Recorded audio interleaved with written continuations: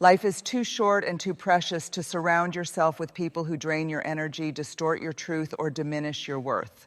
Who we allow into our circle shapes the way we think, the way we love, and the way we live.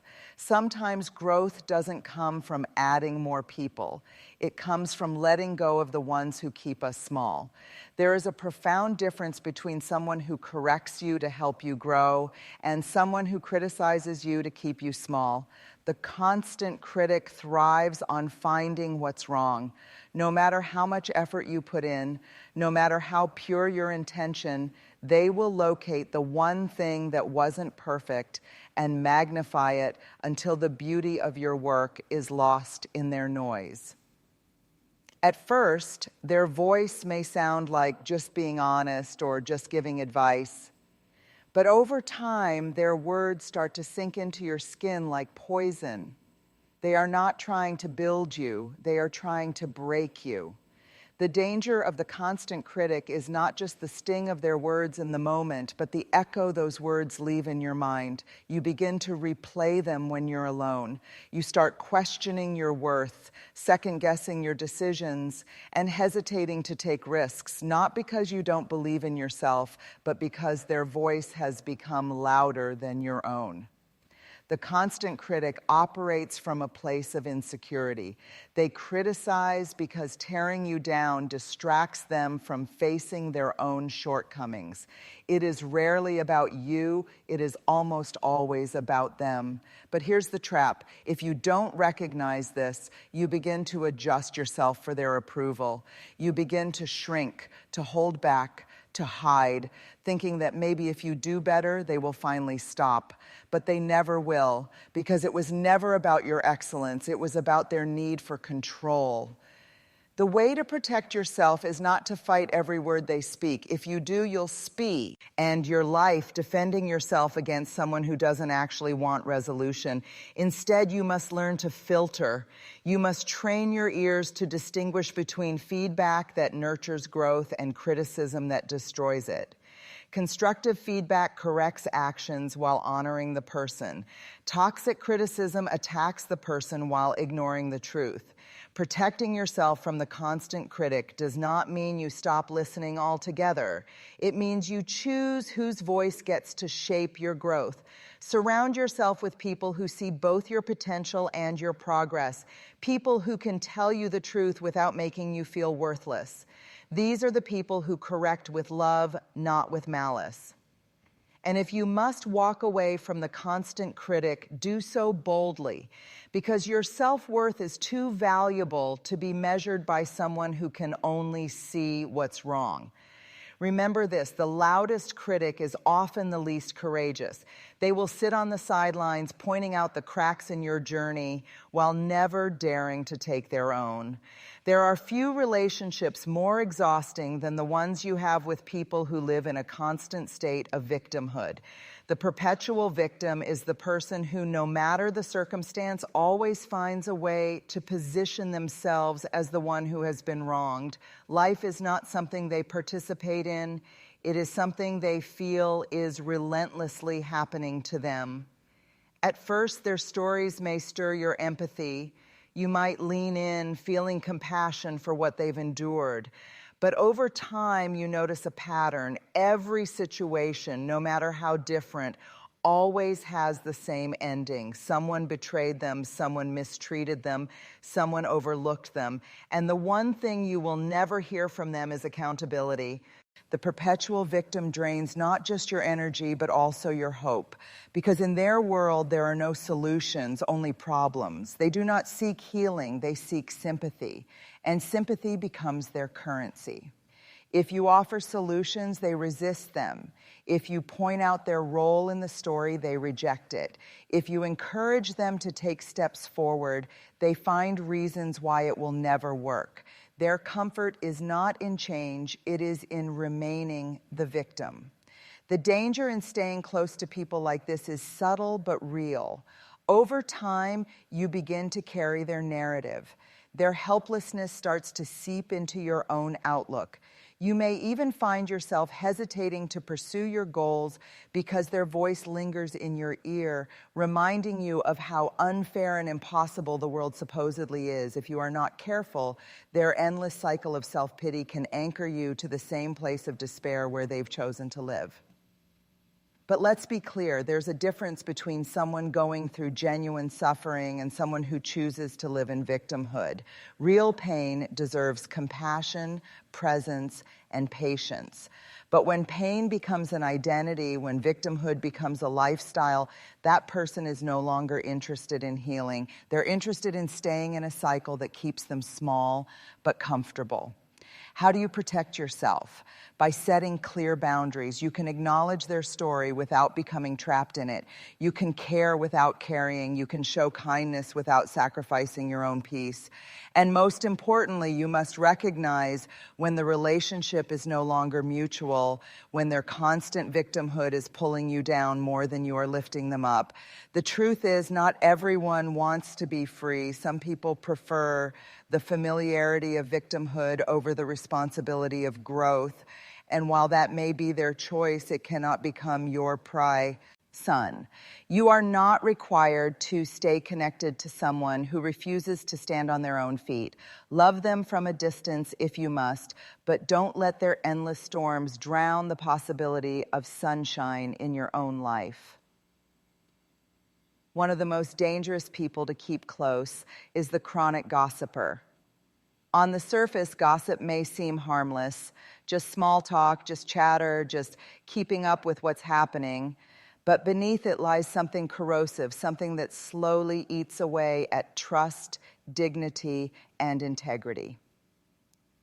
The chronic gossiper thrives on other people's business because it distracts them from facing their own.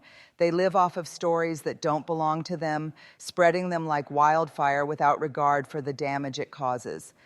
To them, someone else's mistake or pain is not sacred, it is entertainment. And if you listen carefully, you'll notice their gossip is rarely rooted in truth. It is colored by exaggeration, speculation, and half-truths designed to stir drama. Here's the harsh reality. If someone is comfortable talking about others to you, you can be certain they will be comfortable talking about you to others. It doesn't matter how close you think you are, your secrets are not safe in the hands of someone who cannot keep quiet. Your private struggles, your vulnerable moments, your sacred dreams, they will all eventually become fuel for someone else's conversation. But the harm of gossip is not just in what it says about others, it's in what it does to you. When you sit in the company of gossip long enough, you begin to normalize it. You start thinking it's acceptable to pick apart people who are not present to defend themselves. You begin to participate in dishonoring others without even realizing it. And with time, gossip reshapes your heart. It makes it critical instead of compassionate, judgmental instead of gracious. The chronic gossiper also creates an atmosphere of distrust. In their circle, no one feels safe. Everyone is guarded because deep down they know their name could be next. Instead of building bonds of respect, gossip builds shallow connections based on tearing others down. It is not real friendship, it is an alliance of insecurity. So how do you protect yourself? By refusing to participate. You don't have to scold or shame, but you can set boundaries. You can redirect the conversation. You can say, that's not my story to tell, or let's not talk about them when they're not here. And if they persist, you can distance yourself altogether. Protecting your character sometimes means walking away from conversations that sound innocent, but are actually destructive. Surround yourself with people who use their words to build, not break. People who speak well of others, even when they're not in the room, because those are the people who will guard your name the same way they guard the names of others. Remember this, gossip is not just about what is being said, it's about what it reveals. And what it reveals about a chronic gossiper is simple, they cannot be trusted. And trust is too precious a gift to hand over to someone who squanders it. We've all met them, the people who leave us feeling emptier than when we arrived. The energy vampire is not always loud, not always obvious, but their presence drains you. Being around them feels like running a marathon you never signed up for. They consume your time, your emotional strength, your mental focus, and yet never give anything in return. The energy vampire comes in many forms. Sometimes they appear as the constant complainer, pouring negativity into every conversation. Other times they take the form of the needy friend who demands all of your attention but offers none of their own when you are in need. They may show up as Vas, a colleague who unloads their stress on you daily without ever asking how you are. The form changes, but the pattern is always the same. You pour, they take, you give, they never replenish. The dangerous thing about energy vampires is that they don't always realize the effect they have. Some are not malicious, they're simply unaware. But whether intentional or not, the result is the same. They leave you depleted. And when you're constantly drained, you lose the energy to focus on your goals, your dreams, and even your own well-being. Think about it. Your energy is your life force. Every creative idea, every bold decision, every act of courage requires energy. When you let someone drain it without limit, you are giving away the very fuel that sustains your progress. You cannot run a powerful life while constantly running on empty. Protecting yourself from energy vampires requires courage because it often means setting boundaries with people you care about. You might love them, but love without boundaries quickly becomes exhaustion. It is not your job to rescue someone who refuses to take responsibility for their own energy. You can listen, you can empathize, but you cannot become their permanent source of strength. One of the healthiest things you can say in these relationships is, I can't give you what you need right now. It may feel harsh, but it is not unkind. It is truthful. Because protecting your energy is not about selfishness. It is about stewardship. You are responsible for guarding your inner resources so that you can show up fully in the spaces that truly matter. Surround yourself with people who refill you, who inspire you, who give as much as they receive. True connection is mutual. It doesn't leave one person empty and the other full. If every time you leave a conversation you feel lighter, more hopeful, more seen, that is the sign of a healthy relationship. On ship. But if every time you walk away you feel heavy, discouraged, or invisible, you've likely been sitting with an energy vampire. Not all enemies announce themselves loudly. Some sit beside you, smile with you, laugh with you, and secretly resent you. This is the person who carries disguised envy. On the surface, they may look supportive, but beneath the surface, your growth threatens them, your success unsettles them, and your light exposes the dimness they feel in themselves. Disguised envy often hides in subtle ways. You may notice that when you share good news, their congratulations feels hollow. Their words say, I'm happy for you, but their tone lacks warmth and their eyes avoid yours. They may respond with faint praise. That's great, but anyone could have done it. They may counter your joy with quiet competition. Oh, you achieved that? Well, I've done something similar too. Or worse, they may downplay your victories altogether, making you question whether your achievement was even worth celebrating. The danger of disguised envy is that it masquerades as friendship. Unlike an open enemy who is easy to recognize and avoid, the envious friend often keeps you close. And because you trust them, their subtle jabs hit harder than open criticism ever could. Their envy seeps into your spirit through the cracks of familiarity, making you wonder, am I overreacting? Am I imagining this? But here's the truth. Genuine friends are never intimidated by your shine. They don't compete with you. They celebrate you. They see your victories as shared victories because love is never threatened by another person's success. If someone's support disappears the moment you rise higher, then it was never support. It was disguised envy. The challenge is learning to recognize this without hardening your heart. You don't have to live suspicious of everyone, but you do need to stay discerning. Pay attention not just to people's words, but to the energy behind their words. Do they cheer for you with sincerity, or do they always find a way to insert doubt, comparison, or indifference into your joy? Do they speak well of you when you're not present, or do they let their hidden jealousy leak out in subtle negativity? Once you identify disguised envy, the healthiest response is distance. Not necessarily anger, not revenge, not confrontation, but quiet distance, because envy is not your battle to fight. It is the other person's wound to heal, and until they face it, you cannot change it. What you can do is protect your heart.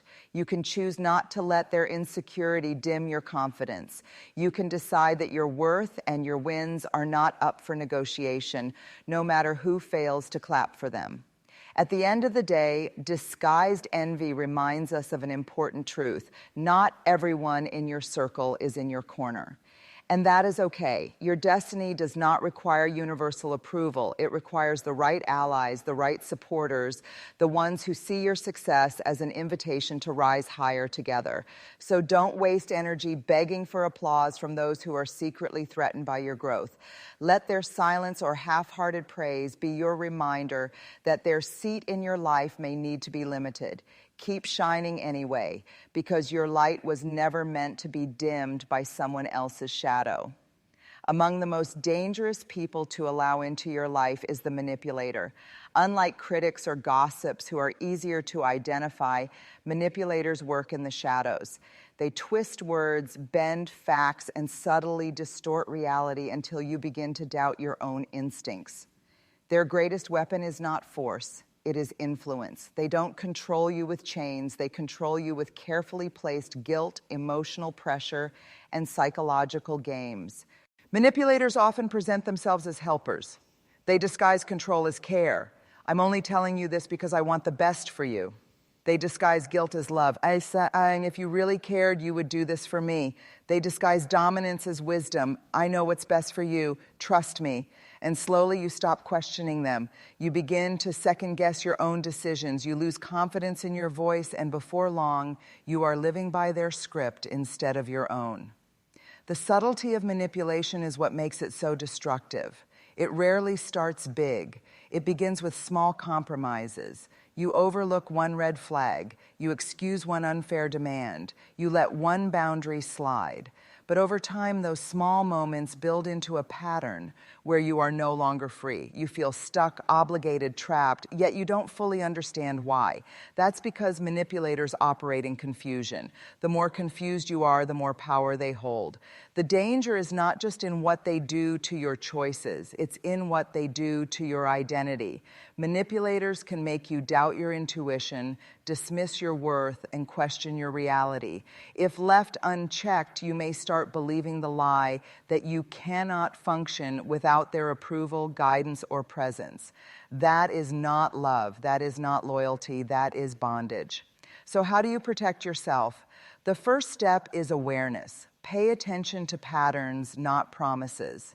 If someone consistently uses your emotions against you through guilt, fear, or obligation, you are not dealing with care, you are dealing with control. If every disagreement leaves you feeling like the bad person, you are likely being manipulated. The second step is boundaries. Manipulators hate boundaries because boundaries weaken their grip. But boundaries are your greatest shield. A firm no is not cruelty, it is clarity. Refusing to explain yourself endlessly is not arrogant, and it is self-respect. You don't owe manipulators justification for protecting your own peace. And the final step, distance when necessary. Some manipulators will never change because their control gives them power and they are unwilling to release it. In those cases, the healthiest thing you can do is step away. Not every relationship is meant to be fixed. Some are meant to be ended. Here's the truth. Real love empowers, it doesn't enslave. Real friendship guides, it doesn't guilt. Real care protects, it doesn't control. If someone makes you feel smaller in order for them to feel stronger, you are not in a relationship, you are in a trap. Walking away from a manipulator may feel difficult at first, but freedom always feels uncomfortable in the beginning. With time, you will realize that reclaiming your voice, your choices, and your peace was worth every step away. Some people seem to carry a storm cloud wherever they go. No matter how bright the day is, they will find the shadow. No matter how hopeful the situation looks, they will predict disaster. These are the chronically negative, people who cannot see possibility because they are addicted to pessimism. At first, their negativity might appear harmless. You might even mistake it for realism. They say things like, "I'm just being practical," or "I don't want you to get your hopes up." But the truth is, their perspective is not realism, it's defeatism. And if you're not careful, their words will sink into your spirit until you begin to expect failure before you even try. The chronically negative drain hope. They walk into a room and shift the atmosphere, pulling the joy out of conversations, the excitement out of opportunities, and the courage out of dreams. You could be celebrating a new idea and they will list every reason it won't work. You could be preparing for a new season and they will remind you of every way it could fall apart. Spending time with them feels like trying to light a fire in the rain. It's possible, but exhausting. The danger is that negativity is contagious. Just as encouragement spreads, discouragement spreads too. If you allow yourself to stay too close to the chronically negative, their voice can become your own. You start rehearsing their fears in your head. You start lowering your expectations to match theirs. Before long, you are living beneath your potential, not because of your own belief, but because you inherited their disbelief. But here's what's important to understand. People who are chronically negative are often operating from their own wounds. Somewhere in their past, disappointment taught them that it's safer to expect the worst than to risk hoping for the best. They armor themselves with pessimism because they believe that if they prepare for failure, they will avoid being hurt again. But their self-protection becomes their prison, and if you stay too close, it can become yours too. So how do you handle them? With compassion, but also with boundaries. You can empathize with their pain without absorbing their perspective. You can listen to their words without letting those words shape your future. And when necessary, you can limit your exposure, protect your inner world by surrounding yourself with people who speak life, not constant defeat. Because here's the truth, your dreams are fragile in the beginning. They need encouragement to grow. They need support to stand. If you plant your dreams in the soil of negativity, they will wither before they bloom. But if you plant them in the soil of hope, they will rise even in the face of obstacles. Protect yourself from the chronically negative, not because you lack love for them, but because you love your future too much to let it be poisoned by constant doubt. You were not created to live under a cloud. You were created to shine. Not every threat to your growth comes from the outside. Some of the most dangerous people you'll ever encounter are not your enemies, but those who pretend to be your friends. This is the secret saboteur, the one who smiles to your face but undermines you in silence. Unlike open opposition, which is easy to recognize, the secret saboteur is subtle. They nod when you share your plans, but behind closed doors, they plant seeds of doubt in others. They offer help but never follow through. They agree with you publicly, but privately they question your decisions to people who matter. Their betrayal is not obvious. It's quiet, gradual, and cloaked in pretense. What makes the secret saboteur so dangerous is proximity. They are often people you trust, people you've confided in, people you assumed were in your corner.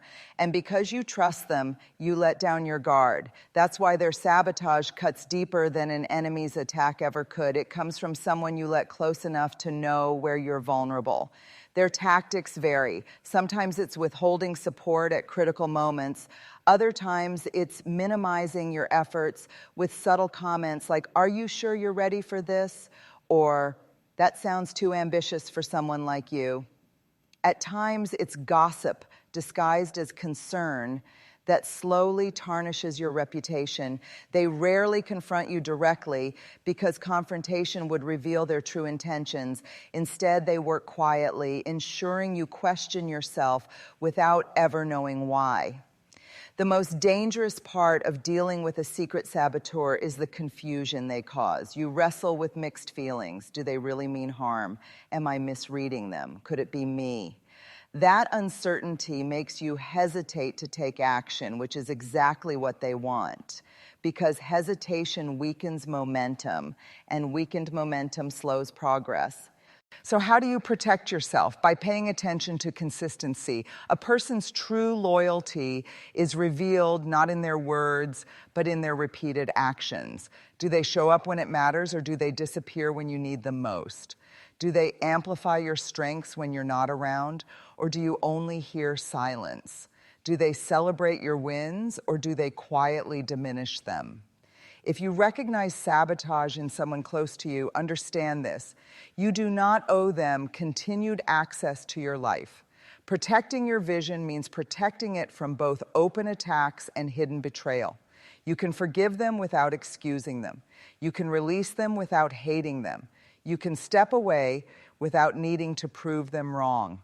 Here's the truth. A saboteur thrives in your blind spots. Once you open your eyes, they lose their power.